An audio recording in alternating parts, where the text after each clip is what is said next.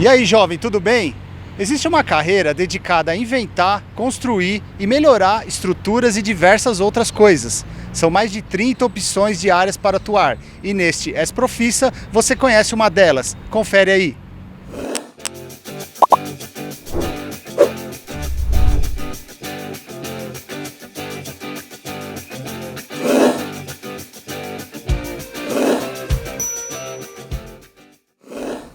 Esta profissão atua projetando, gerenciando e executando diversas obras e construções em um mercado que está em constante desenvolvimento.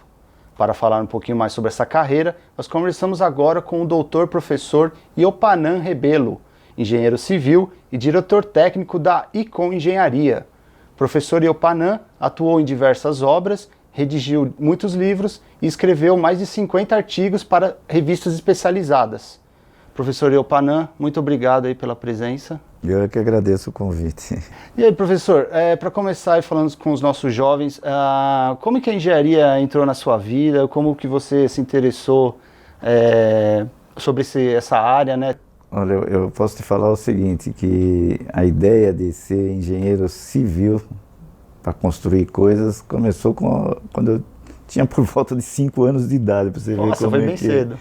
E aí eu coloquei essa ideia na cabeça e fui atrás, acabei me formando e hoje me formei em 1971, então isso significa que eu estou há 47 anos, quase meio século de profissão. E lá com os seus 5 anos, o que te motivou? Foi algum familiar que já atuava como engenheiro? Como que surgiu isso? Não tinha nenhum familiar, eu morava numa cidade pequena. Todo mundo ali, meu pai era tabelião, trabalhava com cartório. A ideia é que eu fosse trabalhar com cartório, mas não sei até te dizer qual foi a motivação, mas acredito que uma coisa que é sempre assim, eu gostei de observar coisas e querer mexer com as coisas que eu observava. E eu tinha uma ideia da engenharia que era uma coisa mais assim, de pesquisa, né? Na verdade, quando você está nela, você vê que pesquisa é uma das facetas, mas o seu dia a dia é um pouco diferente da pesquisa mesmo. E em relação ao ingresso na faculdade, né?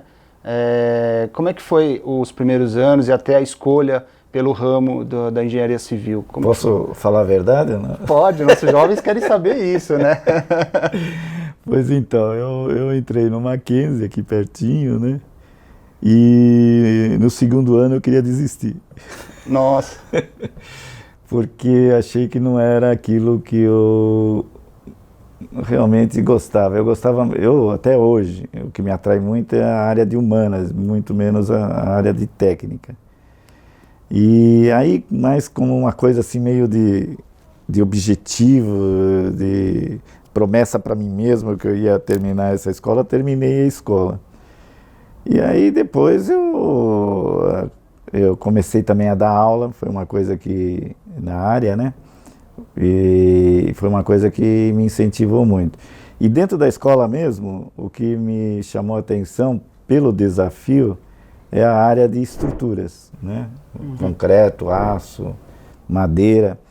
Então, que é uma coisa bastante delicada do ponto de vista de responsabilidade técnica. As outras também têm, mas essa vamos dizer, é a raiz da construção. Uhum. Então, eu me entusiasmei com a ideia e depois segui ensinando essa área e praticando essa área de estruturas. Então, hoje a gente tem uma empresa, essa Icom, que projeta estruturas de aço, concreto, madeira, assim por diante. Como funciona dentro da faculdade a questão da opção pelo ramo da engenharia, né? São quantos anos de matérias mais gerais e depois a especialização?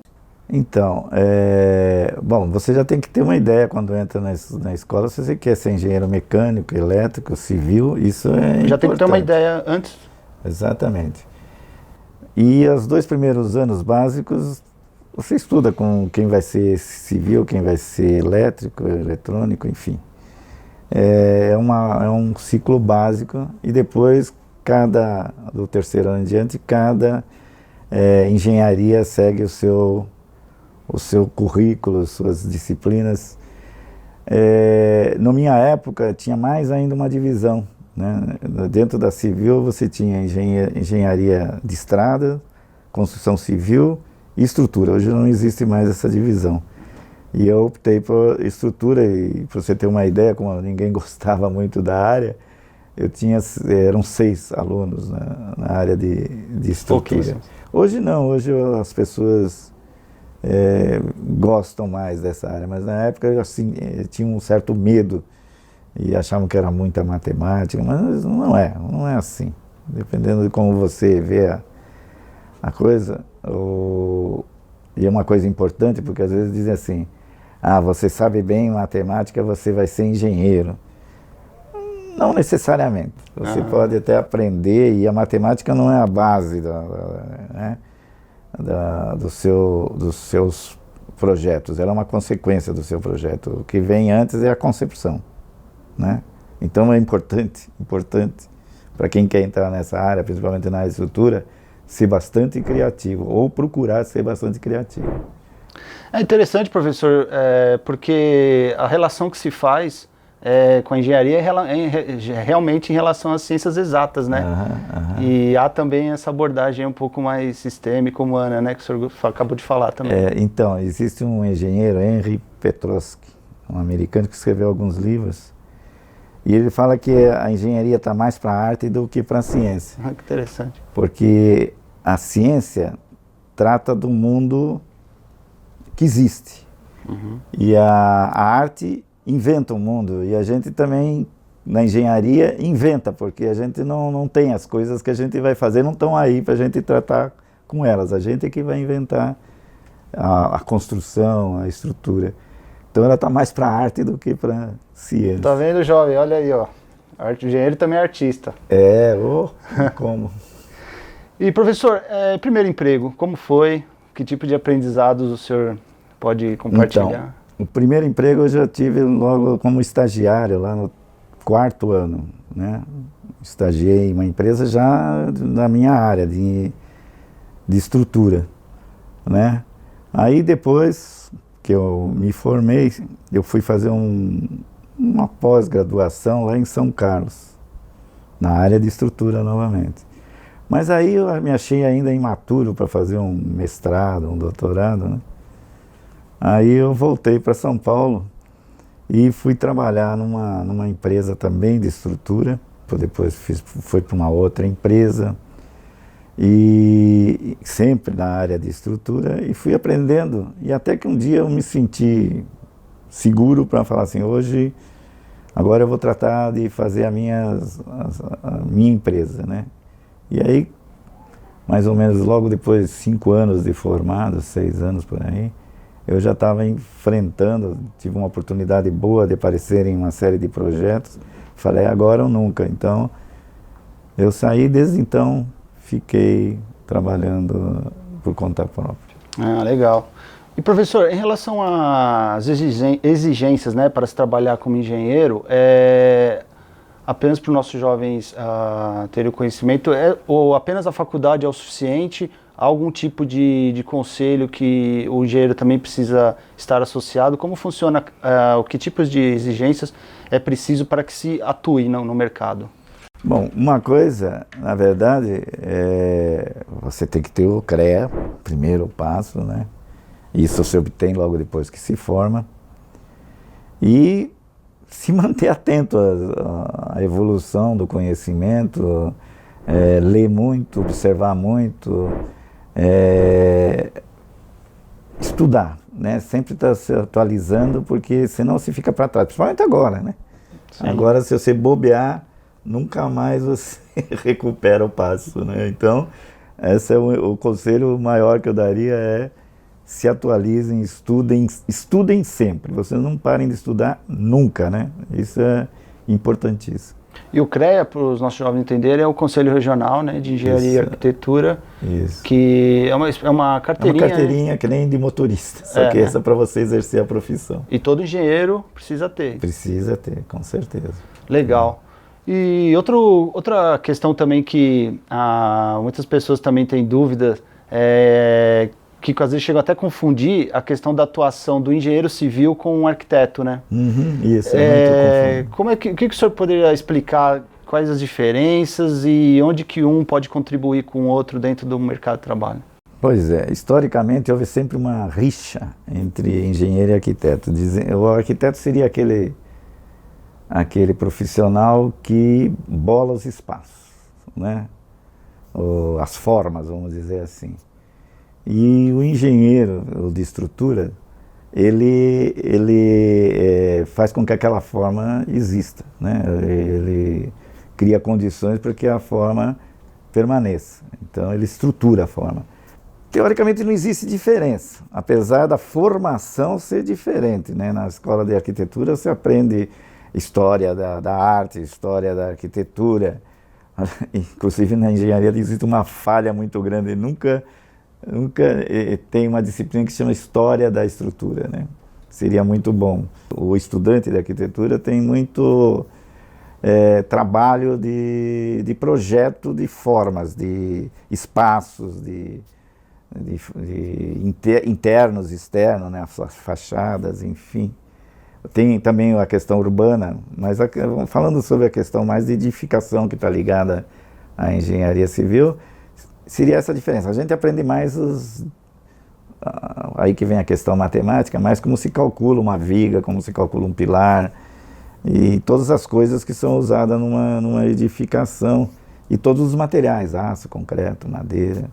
Então essa seria a diferença de formação. Agora eu digo que na vida profissional, na verdade não deveria ter essa rixa, e hoje, graças a Deus, diminuiu, não existe mais. Se houver, são coisas mais na base da brincadeira até do que coisa séria. E as pessoas, na verdade, têm que se juntar mesmo, né?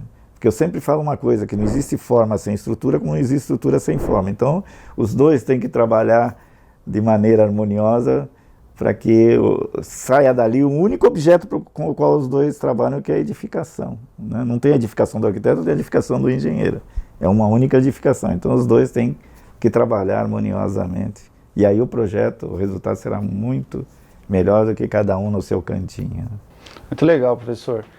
Em relação às áreas de atuação, falando especificamente do engenheiro civil, né? O senhor se especializou no segmento de estruturas, mas para os nossos jovens também terem uma ideia maior, onde que na prática mesmo o engenheiro civil pode, e que tipo de atividades podem fazer parte do dia a dia?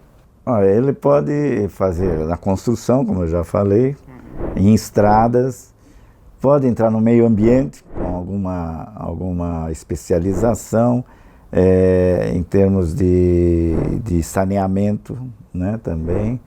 E professor, para o futuro profissional aí na área de engenharia, que tipos de habilidades, que tipos até de personalidade o senhor acha que um futuro profissional aí precisa ter para que seja bem sucedido aí na área? Então eu diria a primeira coisa, não se seduzam pela tecnologia, pura e simplesmente. Todo mundo, tem um monte de gente que sai se formando, que a gente chama engenheiro digital, não é que trabalhe com número, dígitos, não, é que só sabe apertar botão. Então acha que os softwares que existem aí na praça dão conta de fazer qualquer coisa. É um grande erro, um grande erro. O software serve para ser orientado por você da maneira que você achar melhor. E é você que manda no processo. Quem projeta é você, é o ser humano. Falando um pouquinho ainda de tecnologia, professor, como que o senhor vê o impacto da tecnologia na engenharia civil atualmente, né? Que tipo de mudanças ela trouxe e, consequentemente, ainda traz, né? Então, eu dou um exemplo assim, que é o seguinte. Imagine uma chave de fenda. Para que serve uma chave de fenda? Para você apertar um parafuso, certo? Mas imagine que você não soubesse ainda exatamente o uso da chave de fenda. Você podia usar para abrir lata, né? Para coçar o ouvido, qualquer coisa desse tipo, né? Então, a tecnologia é perigosa se você não tiver um olhar crítico sobre ela, né? Por isso que eu falo da sedução, um olhar crítico, porque senão você vai usar de maneira errada, né? Então, tomar cuidado, ela é muito útil, muito. Os softwares são muito úteis, eles eliminam uma grande quantidade de tempo, né, no nosso trabalho, mas ele não é o único caminho, né? Por exemplo, eu pessoalmente uso o software para, como ele me economiza tempo, para pesquisar outras possibilidades dentro do mesmo projeto, né? Não pegar como, infelizmente, muitos estão fazendo, que é pegar o resultado que sai lá e achar que aquele é o único e verdadeiro. E às vezes aquele é a pior possibilidade, né? Então, tomar cuidado com essa questão da tecnologia. Saber usar é importante. Interessante, professor. E outro assunto também que lógico que atrai muitos jovens engenheiros é a questão financeira, né? Não, professor, nossos jovens aí, para ter uma ideia, assim, hoje um novato aí na área, quais são os salários iniciais e de repente o senhor pudesse dar uma ideia também. Posso outra vez falar a verdade? Pode, nossos jovens estão aqui para ouvi-lo. Olha, se alguém conseguir emprego, se dê por feliz. Os salários estão muito abaixo, tá? Os valores de projeto caíram 1/3, tem gente se aproveitando dessa situação para ficar mais rico ainda. Então, se for para enriquecer, olha, eu acho que é melhor ser político, mas não engenheiro. Isso eu te falo que não é o caso. Eu acho que dá para viver uma vida confortável, boa, mas enriquecer talvez na área de construção civil, que você lida com valores maiores, né? Por exemplo, eu faço projeto o projeto custa 60 mil e a obra custa 6 milhões. Então vocês veem qual é a proporção. É bem diferente. Então, em termos de obra, você tem mais chance de ganhar muito dinheiro. Agora, com projeto e estrutura, dá para viver uma vida feliz, mas enriquecer. E professor, o senhor, falando especificamente da sua carreira, o senhor também migrou um pouco para a área acadêmica, né? Sim. Escreveu livros, diversos artigos científicos. Como que essa atuação no segmento acadêmico contribui para a tua atuação na prática? Aliás, eu sempre, quando dou aula, eu falo para os alunos, façam perguntas que eu não saiba responder. Porque eu vou atrás da resposta, te dou a resposta, mas aprendi mais um pouco, né? Então, eu digo que a grande malandragem de ensinar é aprender. Eu gosto de ensinar, mas sempre com essa visão também de tirar dali algum aprendizado, né? Então, a área de ensino é uma área que está muito ligada à questão da pesquisa, né? Então, eu tive a oportunidade de aprender muito, sendo obrigado a responder perguntas dando aula, né? Agora, professor, falando um pouquinho das obras, como que o senhor acha que as obras hoje podem, no passado já aconteceu muito, e como que o senhor vê atualmente as obras influenciarem na sociedade, né, de uma forma geral? O que da obra, né? Porque pode ser a questão formal, assim, o aspecto dela. É óbvio que isso pode trazer vamos dizer, um sentimento de prazer, como numa obra de arte. No fundo é uma obra de arte, né? Como pode trazer um mal-estar, né? Os espaços, por exemplo, né, públicos, se eles forem mal pensados, mal bolados, eles podem trazer constrangimento, ou prazer, se for bem bolado. Existem casos, né, de edifícios que tiveram que ser implodidos porque eles foram mal projetados e a forma como as pessoas viviam nesse edifício deixavam as pessoas muito agressivas.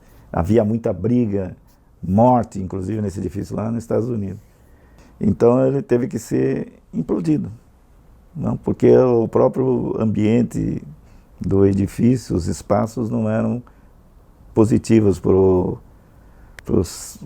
a psicologia humana, né? O senhor acredita que o formato da edificação, o material utilizado, o que mais pode impactar? Qualquer coisa.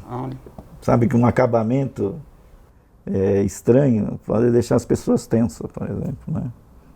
Agora uma coisa suave, cor, né? Existem teorias da cor. Então existem essas questões que influenciam no aspecto do pensar humano.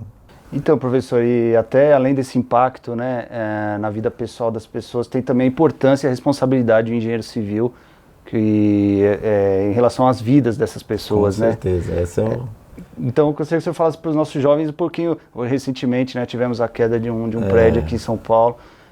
Como que é possível identificar um bom e um mau profissional nesse ramo que tem tantos profissionais formados a cada ano? Então, tá aí uma coisa que eu falei, quer dizer, achar que a primeira resposta é a boa, que o que o computador jogou para fora é o resultado, nem sempre é. Se você tiver um pouco de bom senso, você vai saber que um resultado não é possível.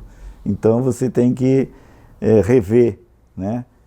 E a responsabilidade é muito grande, né? Eu acabei de fazer um projeto que durou 2012 até 2015, 3 anos, quase 4 anos, durante a obra inclusive, que é o Instituto Moreira Salles, ali na Paulista.